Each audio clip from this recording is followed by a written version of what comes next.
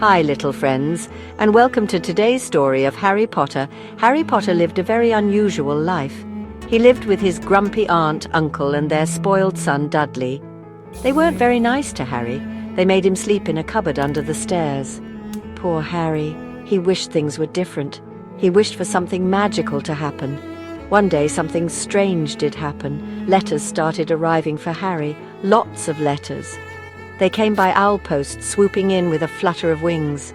The letters were addressed in emerald green ink. They were from a place called Hogwarts School of Witchcraft and Wizardry. Uncle Vernon was furious. He had never been so angry in his life. His face turned a deep shade of purple and he stomped around the house, muttering under his breath. The letters kept coming, and it was driving him mad. He didn't want Harry to have the letters. He was determined to keep them away from Harry at all costs. He snatched them up as soon as they arrived, hiding them in the most unusual places. He didn't want Harry to go to Hogwarts. The very idea of Harry attending a school for wizards was unthinkable to him. He believed that if he could just stop the letters, he could stop Harry's dreams. He tried to stop the letters. He stood guard by the mailbox, ready to intercept any new arrivals. But the letters were relentless, appearing in the most unexpected ways. He boarded up the letter slot. He hammered planks over the door, thinking that would be the end of it. But the letters were clever, finding new ways to reach Harry. He even hid them in a locked cupboard. He thought that if he could just keep them out of sight, they would be out of mind. But the letters had a mind of their own. But the letters always found a way to Harry. They seemed to have a magical ability to track him down, no matter where they were hidden. They came down the chimney, fluttering down like snowflakes. Uncle Vernon was beside himself with frustration. They popped out of the eggs at breakfast. Just when he thought he had seen it all, the letters found a new way to surprise him. It was quite a sight. The whole family was in shock, their eyes wide with disbelief. How could these letters be so persistent? Finally, Uncle Vernon had enough. He threw his hands up in defeat, realizing that he couldn't outsmart the letters. He bundled Harry and the family into the car. They packed up quickly, hoping to leave the letters behind. They drove far away to a lonely little island. Uncle Vernon was sure that this remote location would be the end of the letters. He thought he could escape the letters. He thought wrong. The letters continued to find Harry no matter where they went. It was a magical mystery that Uncle Vernon just couldn't solve. Harry, you're a wizard. On Harry's 11th birthday, a giant named Hagrid burst through the door of their tiny island hut. The night was stormy, and the waves crashed against the rocks outside, but inside, something even more extraordinary was happening. Hagrid was a friendly giant with a booming voice and a heart of gold. Despite his intimidating size, his eyes twinkled with kindness and warmth, making it clear that he meant no harm. He had come for Harry. The young boy who had always felt out of place was about to discover a world where he truly belonged. He had a very important message, a message that would change Harry's life forever. Harry, you're a wizard. Hagrid told Harry about his parents. He spoke of their bravery, their love, and their tragic end. He told him they were a wizard and a witch. They had been part of a magical world that Harry had never known existed. They had been killed by an evil wizard named Voldemort. But Harry had survived. The Dark Wizard's curse had left him with a lightning bolt scar, a mark of his incredible survival. He had a lightning bolt scar to prove it. This scar was not just a mark, it was a symbol of his unique destiny. Hagrid explained that Hogwarts was a magical school where Harry could learn all about magic. It was a place filled with wonder, mystery, and endless possibilities.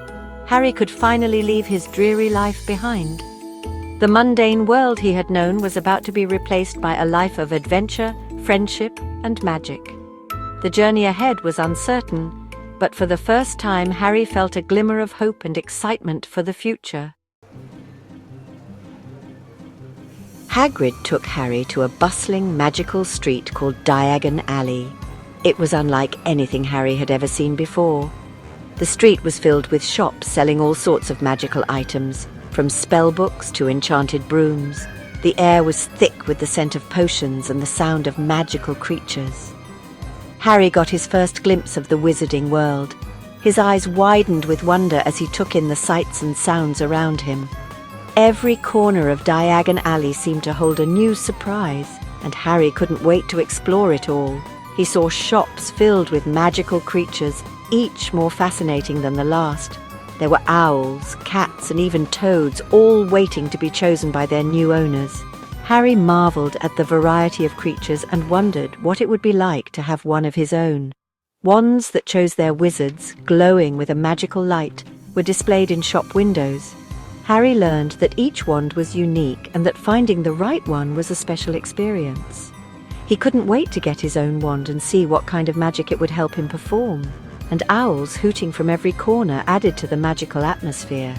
These owls were not just pets, they were also used to deliver mail in the wizarding world. Harry found it fascinating that such a simple creature could have such an important role. Hagrid helped Harry buy all his school supplies, from robes to books to potions ingredients. Each item was more intriguing than the last, and Harry felt a growing excitement about starting his new life at Hogwarts, including his very own wand. The moment Harry held his wand, he felt a surge of power and connection. It was as if the wand had been waiting for him all along. This was the first real step into his new identity as a wizard. On September 1st, Harry said goodbye to the Dursleys. It was a bittersweet moment, leaving behind the only family he had ever known, even if they had not been kind to him. But the promise of a new adventure made the farewell easier, and followed Hagrid to platform 9 3/4. This hidden platform was the gateway to the magical world, and finding it was an adventure in itself. Harry was filled with anticipation as he approached the barrier between platforms 9 and 10. There, hidden in plain sight, was a scarlet steam engine. The Hogwarts Express stood majestically, ready to take young witches and wizards to their new home.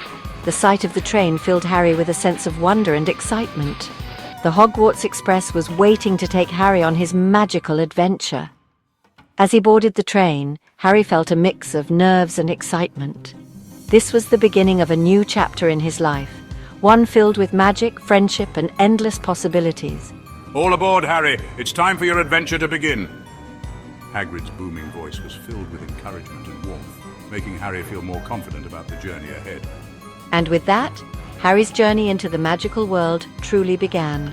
The train's whistle blew, and Harry knew that he was on his way to a place where he truly belonged. The adventure of a lifetime was just beginning. The Hogwarts Express journey was full of wonder. I met Ron Weasley, a friendly boy with a mischievous grin. And I met Hermione Granger, a very clever witch with a thirst for knowledge. We would become Harry's best friends. When the train finally pulled into Hogsmeade Station, Harry felt a thrill of excitement. At Hogwarts, a magical sorting hat placed Harry into Gryffindor House, known for its bravery and chivalry. Harry, Hermione, and I were all sorted into Gryffindor. Harry finally felt like he belonged somewhere. He was home. Harry loved his classes at Hogwarts.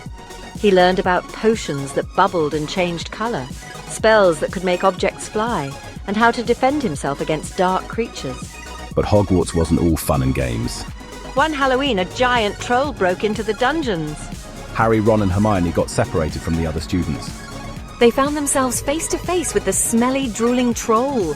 Thinking quickly, they used their newfound skills to knock the troll unconscious. They had faced danger together and come out stronger as friends.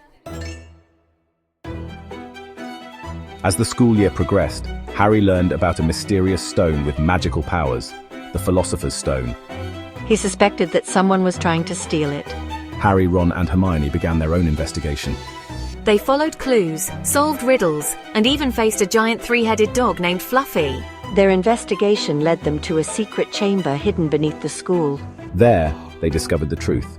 Professor Quirrell, a stuttering, nervous teacher, was trying to steal the stone for Lord Voldemort. In a thrilling showdown, Harry came face to face with Professor Quirrell. But Quirrell was possessed by Lord Voldemort. Voldemort wanted the stone to regain his power.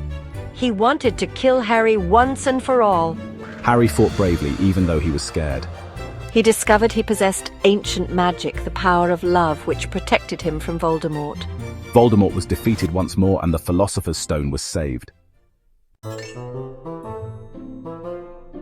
He couldn't wait for his next magical adventure to begin. He knew he would never forget his first year at Hogwarts School of Witchcraft and Wizardry. He had faced danger, learned magic, and found true friendship. As the train chugged through the countryside, Harry thought about all he had experienced. Harry, Ron, and Hermione said goodbye to their new friends and boarded the Hogwarts Express back to London. Dumbledore, the wise headmaster of Hogwarts, awarded Gryffindor the House Cup for their courage. He had faced his fears and saved the day. After the battle, Harry recovered in the hospital wing. Thank you for watching and see you in the next video. Don't forget to subscribe.